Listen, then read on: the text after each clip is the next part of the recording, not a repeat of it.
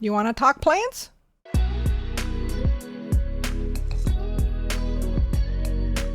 Blueberries.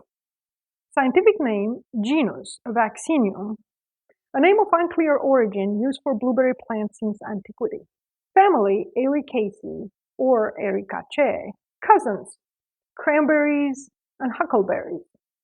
Plants of the genus Vaccinium are mostly circumboreal, with a wide distribution in North America, Europe, Asia, and occasional some species growing farther south. Depending on where are you on the globe, blueberry can refer to a variety of species. Vaccinium myrtillus, uliginosum, padifolium, meridionale, floribundum, angustifolium, virgatum, and this is just to name a few of the species in this genus of Vaccinium. Too much? You might consider stop watching this right now. But this is the beauty of biology, diversity through adaptation. Adaptation, which gives us so many kinds of blueberries.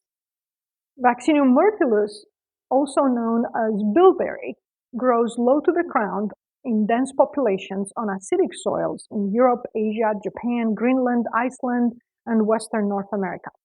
Vaccinium myrtillus has small individual fruits, not in a cluster, and are usually picked from the wild. But what they lack in size, they definitely make up in potency. Their small fruits are rich in healthy phytonutrients. Vaccinium uliginosum, or bog bilberry, is native to cool temperate regions of northern hemisphere.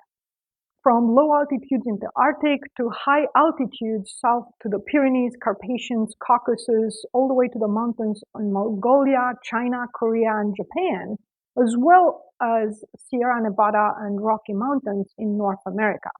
Vaccinium uliginosum, bog bilberry, is similar to bilberry, Vaccinium myrtillus. In comparison, uliginosum has brown woody stems, while myrtillus has green stems. If you happen to be in Portugal, on the islands of Madeira and Porto Santo, you can find growing on mountain plains at 800 to 1700 meters altitude Vaccinium padifolium, Madeira blueberry, a species endemic to these islands of Madeira. Across Atlantic, also at high elevations in Bolivia, Colombia, Ecuador, Peru, and Venezuela, you can find Andean blueberries, Vaccinium meridionale and Vaccinium floribundum. All of these species of blueberries are mostly foraged from the wild. And North America has even more species that are also of mostly foraging importance. Vaccinium angustifolium, a low bush species reaching about 60 centimeters tall, growing throughout United States and Canada. And Vaccinium virgatum, a high bush species which can grow to over 6 meters tall throughout southern United States and Mexico. Vaccinium virgatum can tolerate warm and dry conditions better than other species of blueberries. And speaking about warmer weather, the reason why blueberry species are usually constricted to colder climates, either at high latitudes in the Arctic or high altitudes in the mountains, is because they have adapted to a particular number of chill hours, which sounds counterproductive. We know that plants need warmth to grow and reproduce, but not so much when you adapt to areas that cannot provide that continuously, such as species of blueberries and apples, which puts climate change in one more light. Do we want this high diversity of blueberries to thrive? Most blueberries eaten throughout the world come from one North American species, Vaccinium corymbosum, known as northern highbush blueberry. The specific epithet corymbosum referred to its type of inflorescence, a corymb. Corymb is a type of inflorescence where the flowers that are lower on the stem will have longer pedicels, reaching out to the same level as the flowers that are higher on the stems, which have shorter pedicels, giving the inflorescence an overall flat top appearance. Vaccinium corymbosum can grow over 2 meters tall, making it easier to pick than low bush blueberry species. And fruits are clustered together due to the corymb, also making fruit picking more efficient. Pre-Columbian North American populations were consuming blueberries for thousands of years. But early in the 20th century, Elizabeth Coleman White was working with her parents on their cranberry farm in New Jersey, and she was interested in cultivating blueberries.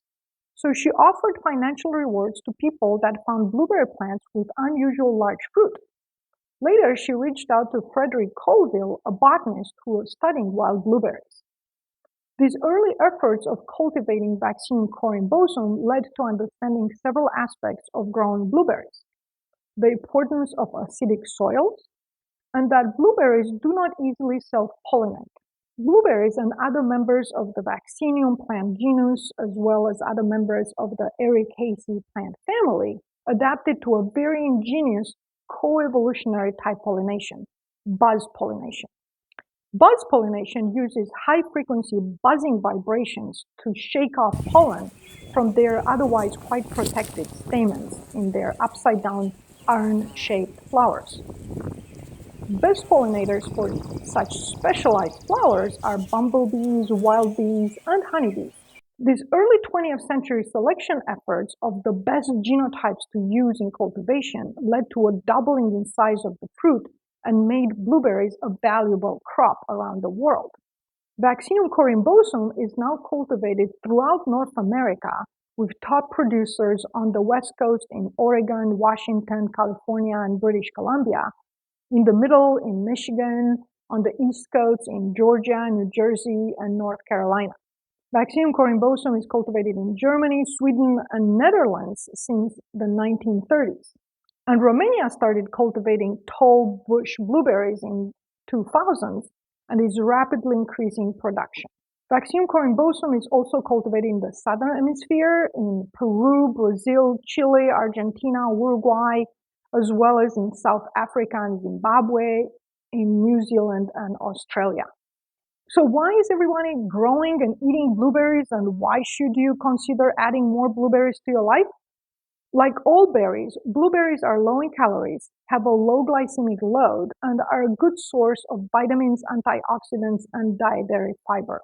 Blueberries are blue because they contain anthocyanins, which from Greek translates to blue flower pigments, with anthos flower and cyanin blue, like these blue flowers of Tradescantia spiderwort. Blueberries contain iron, phosphorus, calcium, magnesium, manganese, zinc. Blueberries contain vitamin K, and adding more blueberries to your nutrition might help maintain a good bone and joint health. 1 cup of blueberries provides about a quarter of the recommended daily intake of vitamin C. And besides immune support, vitamin C can help collagen, support skin health, and prevent wrinkles. Eating more blueberries adds dietary fiber, which maintains regularity and a healthy digestive tract and gut flora. More fiber helps reduce the total amount of cholesterol in the blood, improving cardiovascular health. Regular consumption of anthocyanin from a variety of fruits, including blueberries, 2 to 3 times a week might reduce the risk of heart attacks. Besides helping reduce the total amount of cholesterol, blueberries can help produce more nitric oxide, which helps smooth muscle relax, which reduces blood pressure. Eating more blueberries might help reduce fasting blood sugar levels, helping managing glycemia. Vitamin A, C, and E are powerful antioxidants that might help protect cells against damage caused by free radicals. Antioxidants might inhibit tumor growth, might decrease inflammation in the body, and might help prevent cancer. Blueberries contain folate, important in DNA synthesis and repair, which can prevent mutations and cancer. More blueberries in your diet might help improve mental health, might improve short-term memory, might slow cognitive decline associated with age. Growing blueberries. Blueberries grow on shrubs and are relatively easy to grow. Several ideas to keep in mind. Blueberries need acidic soil, rich in organic matter, and even though you should provide water in dry spells of the season, the soil should be free draining. Blueberries grow best in full sun but sheltered from strong winds. And growing 2 or more varieties of blueberries for cross-pollination will increase fruit production. It will take a few years to produce fruit, starting to have a relatively good crop about year 5. In 8 to 10 years, your blueberry bushes will reach full size, after which they will go on for many decades. And when it comes to longevity, this is pretty good for fruit-producing plants, even better to some fruiting trees. Good blueberry bush care includes weeding and mulching. Pine leaves mulch is a great idea as it's acidic, but you still need to add some good acidifying fertilizer.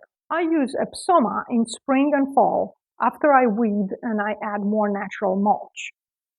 I used to use peat moss for a variety of horticultural benefits, acidifier, water retention, looser soil, but then I realized that taking peat moss from peat bogs can be damaging for these very fragile and very impressive ecosystems.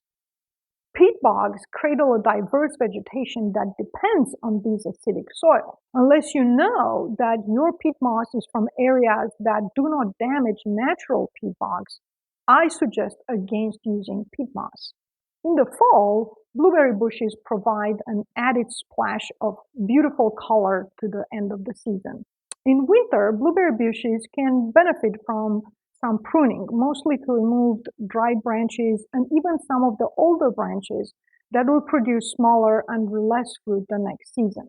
And never remove more than 20% of the bush and complete pruning during the dormant months of the year in the northern hemisphere, preferably before March. If you don't have the space or you don't want to wait for several years for your own blueberries to grow, see if your area has some U-Pick farms or a good source of organically, ecologically grown blueberries. How should you enjoy your blueberries? Anywhere you like, fresh, frozen, dried and powdered, jams. Besides their great health benefits, blueberries are very little work. Strawberries come with these green sepals you have to remove. Stone fruits such as peaches, plums, and apricots have a pit you have to remove. And speaking about removing things, citrus fruit need to be peeled. And speaking about peeling fruit, pineapple is a lot of trouble. But blueberries, you can just pop them in your mouth as they are. Well, ideally wash them first. But if you're about to freeze blueberries for later use, it is best to not wash them at that time so they don't stick to each other. In my opinion, for best benefits, fresh blueberries are best. Their very slight tart but sweet taste makes them great for fresh eating. But frozen, even dried and powdered, blueberry and bilberry powder are great choices to consider adding to your life. Blueberry jam is a good option, but in my opinion, only if the first ingredient is blueberries, not sugar. If you have a good bounty of blueberries and you're thinking to make your own blueberry jam, it is relatively simple. I use a half a cup of sugar for every 2 cups of fruit. And for blueberries, I don't even add pectin and lemon juice as I do for other fruits. Mix and bring to a boil, then cook on low heat in a pot with a very wide opening, even a pan. You want to remove a lot of the water for better safekeeping without adding a lot of sugar and without overcooking them. Unless you are processing a very large amount at a time, the cooking should be done in about 1 to 1.5 hours. Can we even talk about blueberries without talking about pancakes? In Europe and more, many people will enjoy this delicious blueberry jam in crepes. But in America, blueberries are an important addition to a breakfast classic, pancakes. If you ever make pancakes, besides using an actual maple syrup, a must in my opinion, I can only enjoy them if they have more blueberries than batter. And that's very difficult because you have too much water that prevents your batter to cook. You can use the blueberries fresh or frozen, added straight to a pancake as you cook it. The next best thing is to make a nice blueberry sauce to drench your pancakes in. Just put blueberries fresh or frozen in a pan, cook some of the water out, and that's it. Cautions. Eating blueberries is mostly safe as food, but blueberries contain vitamin K, which plays a key role in blood clotting, a problem if you are taking blood thinners. Please talk to your healthcare provider. If you're preparing for surgery, besides blood clotting, blueberries might affect blood glucose levels. Stop eating blueberries at least 2 weeks before scheduled surgery. Blueberries might lower blood sugar levels, a problem in combination with diabetes medication. Please talk to your healthcare provider. Otherwise, I hope you're even more excited to include more blueberries to your life.